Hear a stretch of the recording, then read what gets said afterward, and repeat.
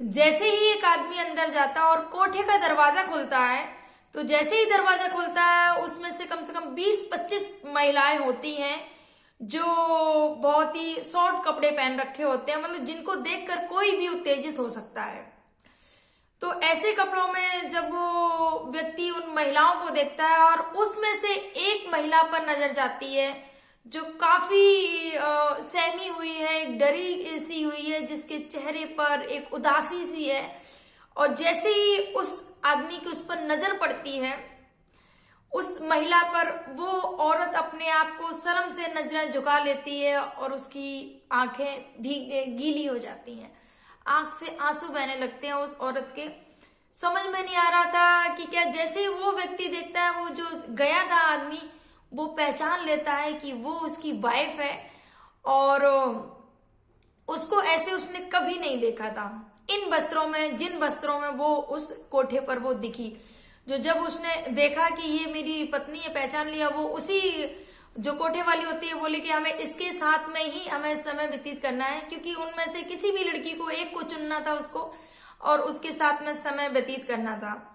लेकिन उसने जब अपनी पत्नी को देखा तो उसके साथ में वो जाता है और उससे बात करता है। जैसे ही दरवाजे की कुंडी लगाता है, फिर उससे पूछता है, पत्नी रोने लगती है फपक के कि कैसे का, कहाँ कैसे तुम पहुंची। पति पूछने लगता है, सारी जानकारी लेने लगता है और फिर पति ने किया सैल्यूट करने वाला काम अपनी बीवी को बचाने के लिए।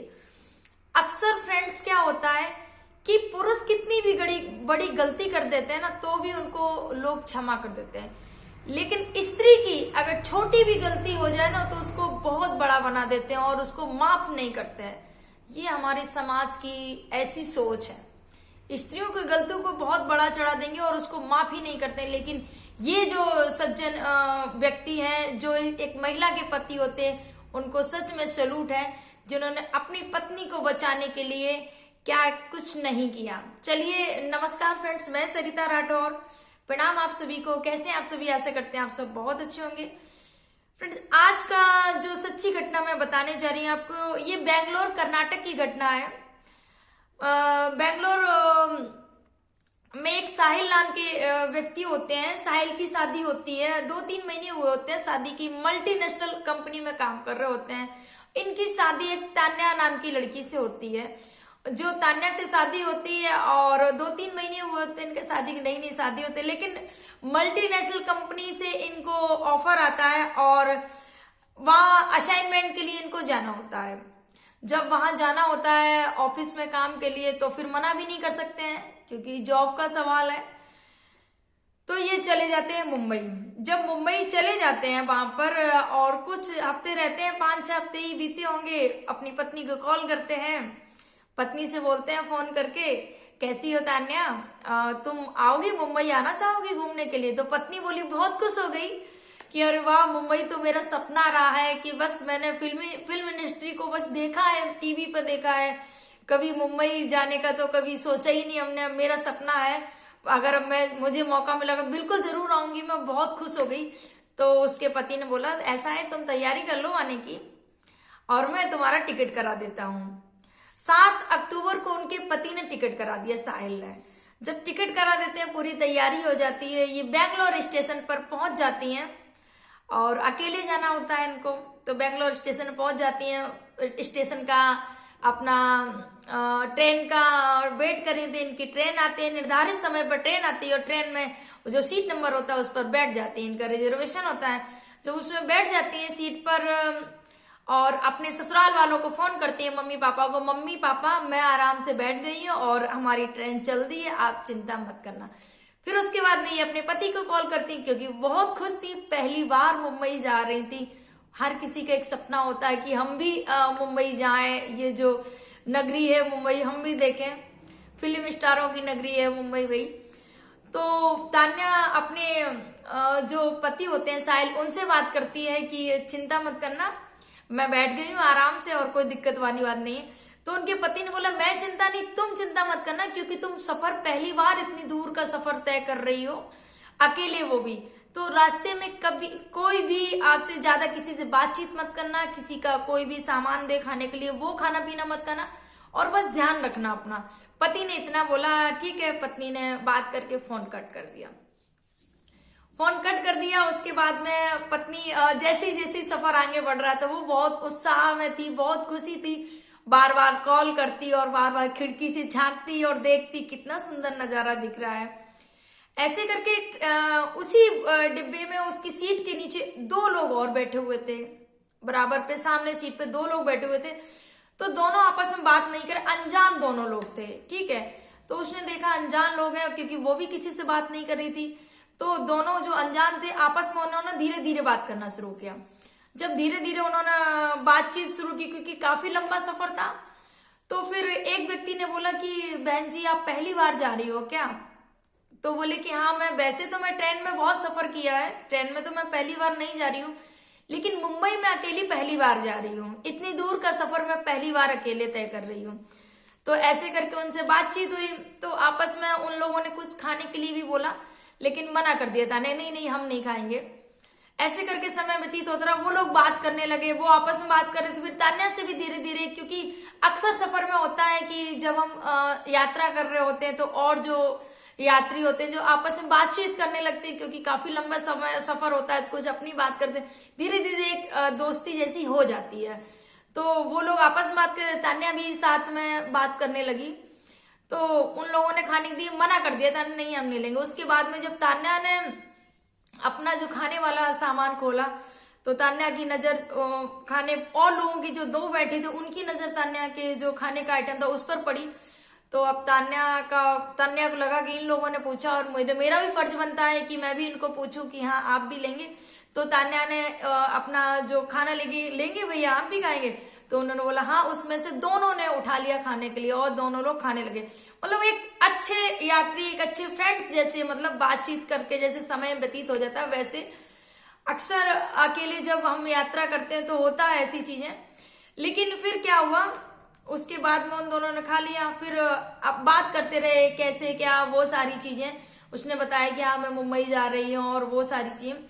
उसके बाद में एक स्टेशन आता है, स्टेशन पे वो चाय लेते हैं। उसने पूछा एक ने कि चाय पियेंगे? बोले नहीं मैं चाय नहीं पीऊंगी।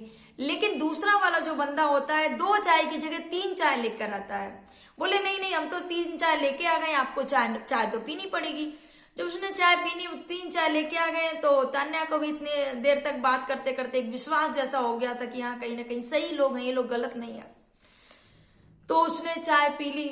जैसे ही चाय पी, उसको मतलब नींद जैसी आने लगी, उसको बेहोशी जैसी आने लगी। और जब नींद जैसी आने लगी, उसको नहीं समझ में आ रहा था कि क्या हो रहा है। उसके बाद में जब उसको हल्का हल्का होश जैसा आया, तो वो देख रही है एक गाड़ी में वो बैठी हुई है और जो 2 लोग वो ट्रेन में थे वो भी है, और एक तीसरा बंदा जो गाड़ी चला रहा है 4 व्हीलर, उसमें वो भी बैठा हुआ। सफेद कार है और गाड़ी बहुत तेज रफ्तार में भाग रही है, बहुत तेज रफ्तार में दौड़ा रहे हैं उसको, गाड़ी को। तो उसने पूछा कि कहाँ ले जा रहे हो क्या? पर वो पूरे तरीके से होश में नहीं थी, वहां पर भी पूरे तरीके से होश में नहीं थी। उसको नहीं समझ में आ रहा था क्या हो रहा है हमारे साथ में। उन्होंने क्या किया, एक कोठे पर बात की और जाके उसकी वहां पर जितनी उसको रकम चाहिए थी उतनी उसको रकम बोला। उसने 35,000 रुपए कोठे वाली को, 35,000 रुपए में उसने उस तान्या को बेच दिया। उन दोनों लोगों ने जब उसको बेच दिया तो उसको थोड़ा थोड़ा होश आने लगा, क्योंकि थोड़ा समय हो गया था तो होश आने लग गया। और वो उसको पकड़ के लेके जा रहे थे दोनों। जब कोठे पे लेके जाए तो पकड़ के, जैसे कोई घर का आदमी होता है, जो घर की कोई लेडीज महिला या कोई भी हो, तो जब ऐसे पकड़ के ले जाते कि जैसे बीमार हो, नहीं दिखाते हैं, तो वैसे उसको पकड़े लेके जाके कोठे पे दिया और उसको रकम ली। तो उसको होश आया तो उसने बहुत गिड़गिड़ाई, लेकिन उन लोगों ने एक भी नहीं सुनी और कोठे में जाकर उसको, जो कोठे वाली होती है, उसको बंद कर देती है कमरे में। जब उसको बंद कर देती है और काफी भी रोती है, बिलखती है, लेकिन उसकी कोई भी नहीं सुनते हैं। काफी दिन हो गए, वो देखती है कि जहां मैं आई हूँ वहां बहुत सारी लड़कियां और बहुत छोटे छोटे कपड़े पहन रखे हैं। वो जगह देखकर वो बहुत हैरान और परेशान हो जाती है कि मैं यहाँ से कैसे निकलूंगी। वो रोती रहती है और उसको टाइम से खाना भी नहीं दिया जाता। वो बहुत परेशान होती है कि मैं क्या करूं।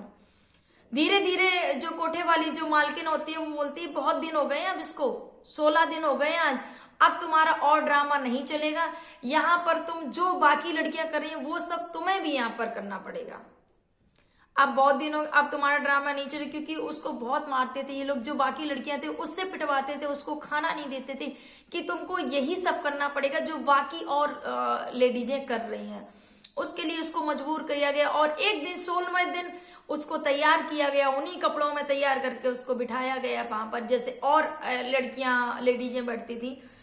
तो जब उसको उसी लाइन में खड़ा कर दिया गया और 16वां दिन था, उसके बाद में एक ग्राहक की एंट्री होती है। जो ग्राहक होता है वो, क्योंकि वहां पर सारी महिलाओं को लाइन से खड़े करे, जिस महिला के साथ में आपको समय व्यतीत करना है आप उसको लेके जा सकते हैं वहां से।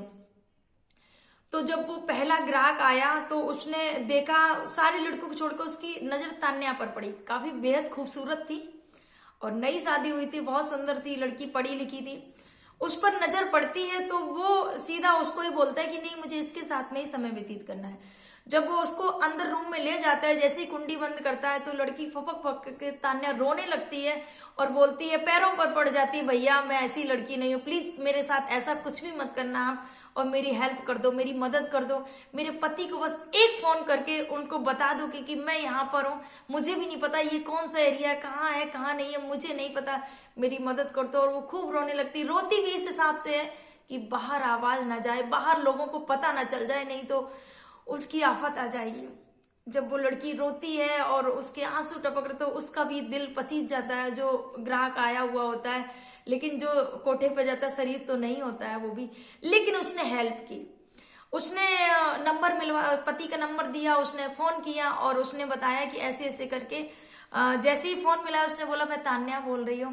पति 16वें दिन जब पति के पास फोन आता है तो पति भी चौंक जाता है, क्योंकि यहाँ पति बहुत परेशान था, क्योंकि 7 अक्टूबर को ट्रेन थी पति की, 7 को ट्रेन थी तान्या की, 7 को 8, जब 8 9 ये 2 दिन, 8 तारीख को तो वो कोठे पहुंचा दिया। तो उसने 9 दिन, 3 दिन उसने कंटिन्यू, 2 दिन कंटिन्यू देखा उसने, 2 दिन तो पूरे रेलवे स्टेशन के सीसीटीवी कैमरे बेंगलोर में जहां से बैठी थी वहां देखा गया कि हाँ ट्रेन में तो बैठी है लेकिन बाहर नहीं निकली है वो सारी चीजें की गई। और जहां जहां भी सारे सीसीटीवी चेक कराए गए और रिपोर्ट भी कराई गई थाने में, गुमशुदगी की रिपोर्ट भी उसके पति ने करवा दी थी कि मेरी पत्नी का पता नहीं चल रहा है। जब 16वें दिन पति के पास कॉल आया तो पति भी चौंक जाता है और पति उस इंसान से पूछता है कि किस किस जगह पर है। तो वो जो ग्राहक होता है वो सारा एड्रेस बता देता है कि इस कोठे नंबर पर इस जगह पे ऐसे ऐसे करके। तो उसके पति तान्या से बात करके और उस आदमी से बात करके फिर पुलिस से बात करते हैं कि अब हमें क्या करना चाहिए। जब पुलिस से बात करते हैं, वो महिला ग्राहक जो होता है वो चला जाता है, इतना वो कर देता है उस तान्या के लिए कि फोन कर देता है। फिर उसका पति खुद ग्राहक बन के आता है उसी थाना, उसी कोठे पर। जब उसी कोठे में जब पति आता है, उसी कोठे पर देखता है सारी महिलाएं होती हैं और फिर उसकी नजर अपनी पत्नी पर पड़ती है। पत्नी देखकर, पत्नी समझ गई थी मेरा पति आ गया बचाने के लिए मुझे। पत्नी शर्म से नजरें झुका लेती है और आंखों में आंसू होते हैं। पति बोलता है कि और लड़कियों को दिखाया, पति बोलता है नहीं मुझे इसके साथ नहीं जाना है, इसके साथ में समय व्यतीत करना है। तो पति जाता है उस तान्या के साथ में और बात करता है जाके। जैसे ही दरवाजा लगाता है रोने लगती है पत्नी तान्या, क्योंकि 16 दिन से उसको बहुत बुरी हालत हो गई थी वहां पर कोठे पर। तो जब रोने लगती है, बताती है, तब उसने बताया कि कैसे कैसे क्या हुआ था तुम्हारे साथ में और तुम यहाँ पर कैसे आई हो। तब तान्या ने अपनी पूरी स्टोरी बताई जाके कि ऐसे ऐसे करके 2 जो मुसाफिर मिले थे और उन्होंने मुझे चाय में कुछ दिया था और ऐसे करके मैं यहाँ पर पहुंची। तो अब पति बोला अब मैं कैसे हेल्प करूं। तो पति ने वहां पर ही कोठे पर ही पुलिस को फोन लगाया, वहां पर हेल्पलाइन नंबर पुलिस को कॉल कर दिया। और पुलिस भी बहुत, मुंबई पुलिस की तारीफ करने काबिले तारीफ है, जो उन्होंने तुरंत वहां पर हरकत में आई और तुरंत वहां पर जो भी एड्रेस था वहां पूरा पता किया, नोट किया और वहां पर छापा मार दिया जाके। जब कोठे पर छापा मार दिया जाके तो सब लोग पकड़े गए वहां पर, और जो पति पत्नी एक रूम में थे वो भी पकड़े गए, वो भी बाहर आए। और उनके साथ साथ जो पति साहिल होता है उसने अपनी पत्नी को तो बचाया, बाकी और भी जो वहां पर जो लड़कियां आई हुई थी उनको भी उसने बचाया साहिल ने। तो ऐसे पति को सैल्यूट करूंगी। अपनी पत्नी को और पति होता तो कुछ ना कुछ सुनाता कि कैसे तुम्हारी लापरवाही है, कुछ भी है, लेकिन उसने एक शब्द नहीं बोला अपनी पत्नी को और उसके सारी चीजों को माफ कर दिया और अपने घर पे ले जाते हैं अपनी पत्नी को। फ्रेंड्स, उन दलालों को उस कोठे पर रेड पड़ जाती है और रेड पड़ने के बाद में जो महिलाएं होती हैं जो अपने घर जाना चाहे उनको अपने घर भेज दिया जाता है। और जो दलाल होते हैं, इस तरीके के जो दलाल होते हैं जो रेलवे स्टेशन पे और बस स्टैंड पर, जहां पर महिलाएं देखते हैं कि जो लड़कियां महिलाएं जो अकेले सफर कर रही हैं वो उनको टारगेट करते हैं, वो उनका निशाना बनाते हैं और उनको फिर बेच देते हैं जाके कोठे पर। यही सब करके वो अपना वो कर रहे होते हैं इस चीज को। तो फिर जो महिला की जो मालकिन होती उनको गिरफ्तार किया गया और जो कोठे पर पहुंचाने वाले जो दलाल थे उनको भी बड़ी मशक्कत के बाद में लेकिन उनको भी गिरफ्तार कर लिया गया। तो फ्रेंड्स, ये सच्ची घटना है। फ्रेंड्स, इस वीडियो के माध्यम से मैं आप सभी को एक जानकारी देना चाहूंगी कि आप कभी भी सफर करें, कभी भी कितना भी कोई कितनी भी मीठी बोले, कुछ भी बोले, आपका भले इतना क्लोज मित्र बन जाए थोड़ी ही देर के लिए, थोड़ी देर में, लेकिन कभी विश्वास मत करना। कभी भी कोई भी आपको चाय बिस्किट या कुछ भी आपको लगे कि नहीं वो खा रहा है तो उसमें कुछ नहीं होगा, तो आपको भी देगा खाने के लिए, लेकिन नहीं मेरी बहनों और मेरे भाइयों, कभी भी किसी पर विश्वास मत करना। और कुछ भी रास्ते में कभी भी सफर करो, कभी भी कुछ मत करना, सावधान रहिए। इस कहानी को सुनाने का बस मेरा यही उद्देश्य था कि आप सतर्क रहिए, सावधान रहिए ऐसे लोगों से हमेशा ही। फ्रेंड्स, अगर मेरी बात अच्छी लगे और मेरा अगर वीडियो अच्छा लगा हो तो प्लीज लाइक और सब्सक्राइब जरूर करिएगा। राधे राधे।